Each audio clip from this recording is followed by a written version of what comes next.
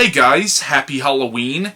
Now, for the past couple of years, I've been doing a series of videos sort of relating to the paranormal, where I would get different friends of mine to tell me their stories of weird things they've either seen or experienced that they can't fully explain and may possibly be of a paranormal nature.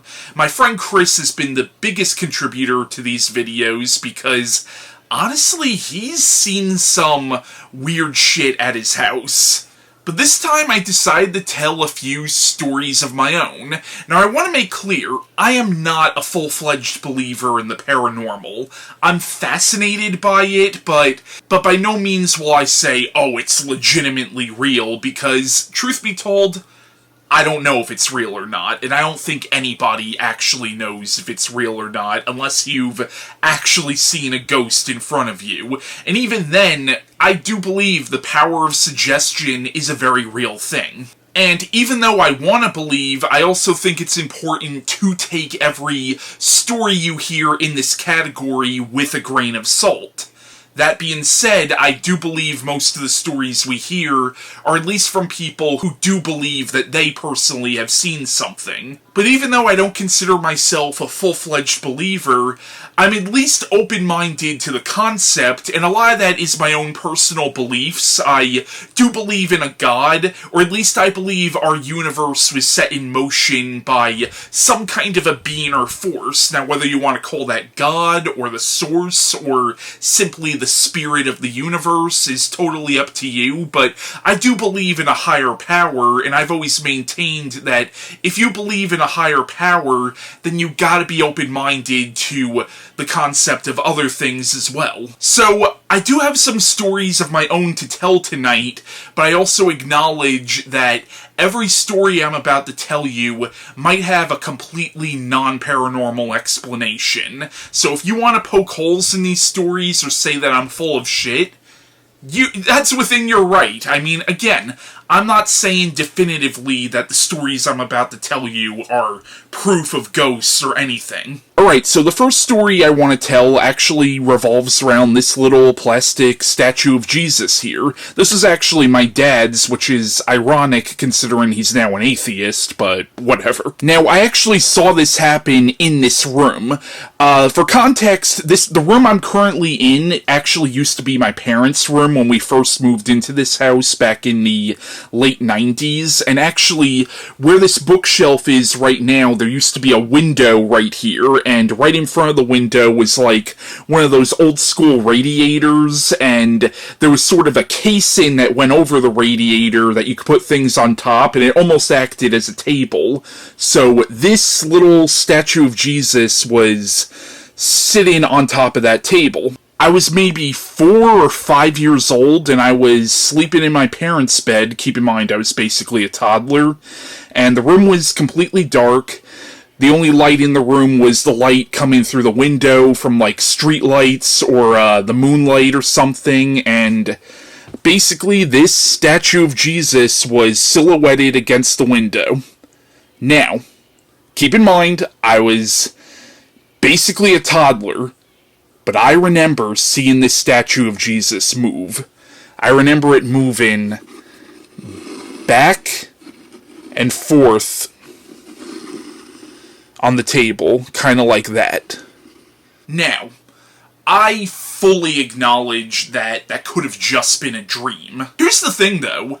I actually remember a lot of my dreams from that age, and I honestly can't completely tell you if that was a dream or a memory. It could have even been sleep paralysis, even though at that age I obviously didn't know what the hell that was. So, make of my story what you will. I'm not saying that it legitimately happened, that statue of Jesus legitimately moved, but I remember seeing it move. But again, it could have been a dream. Again, I acknowledge that. Now, the next story I want to tell, I know for a fact wasn't a dream because my aunt actually saw this as well. This was back in, I want to say, the summer of 2007, so I think I would have just turned 15, so we're going back over 15 years now. So my aunt's boyfriend, who unfortunately is no longer with us, had a house in upstate New York, and he had several acres of property that went deep into the woods behind his house. His house basically was in the middle of the woods. Like, he had a neighbor on one side of him and a neighbor on the other side, but across the street was nothing but woods and some swampland, and behind his house was, again, nothing but woods. Like, we basically were in the wilderness, more or less. So, it was nighttime, me and my aunt were sitting by a fire in the backyard, her boyfriend was inside doing something, and we saw a light coming from the woods. And this light was close to us, like, only maybe, I want to say, about 10 yards away from us, roughly, and the light was so bright that it actually looked like daytime. Like, it shined really bright, and it looked like in that little pocket of woods, it was all of a sudden daytime. It, like, shined really bright for a few seconds, went away, then came back. It did this, I think, a total of 3 times. Like, I honestly want to say that the light was maybe coming from this area here. The whole time my aunt was like, what the fuck is that? And to this day, we don't know what the hell it was. Now, when we told my dad about that, my dad suggested that it could have been ball lightning, which is sort of a weird phenomenon where, like, lightning kind of forms in weird areas into sort of a ball shape, I think. People who know more about it, maybe you could tell me if that was ball lightning that we saw or not, but again, to this day, I really don't know what the hell it was we saw, but I know it wasn't a dream because, again, me and my aunt did see this. Now, I do want to point out, and I'm not saying I actually think this is what it was, but it's kind of fun food for thought.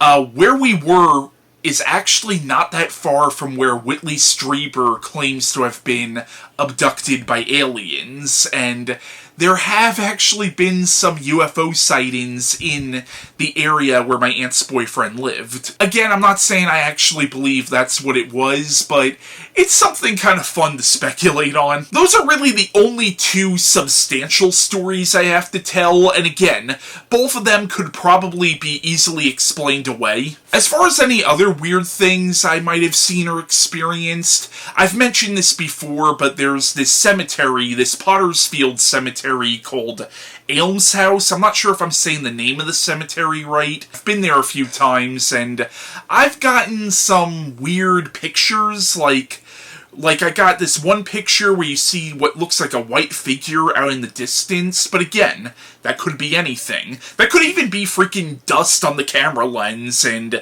the picture's just making it look like it's an object out in the distance. But one time I was there, and honestly, I kind of thought I felt something caress the back of my neck, and there was nobody there. Again, maybe that was just my imagination. Also, one time I did get what honestly could be an EVP. And I've actually played this audio in all the Horror Month intros for the past few years. Horror Month, for those of you unfamiliar with my channel, is something I do every year where I review all the films in different horror franchises, and for the intro to Horror Month, I used this audio that I got from this cemetery. Again, those are my stories. Make of them what you will. I'm not saying any of these are proof of anything. And once again, all of them could probably be easily explained away. I'm hoping to do a few more videos like this. I have one friend who actually does have some pretty creepy stories to tell, and actually one of her stories was featured on a podcast called Real Life Ghost Stories. I have another friend who has some pretty creepy sleep paralysis stories. Although, again, sleep paralysis I don't think is anything actually paranormal, but it's still something that I think is interesting to hear about. But honestly, if anybody watching this video has any stories of their own to tell of weird things they might have seen or experienced that they can't fully explain, let me know in the comments. I would be really interested to hear your stories, regardless of whether it's real or not. I'm a sucker for these kinds of stories.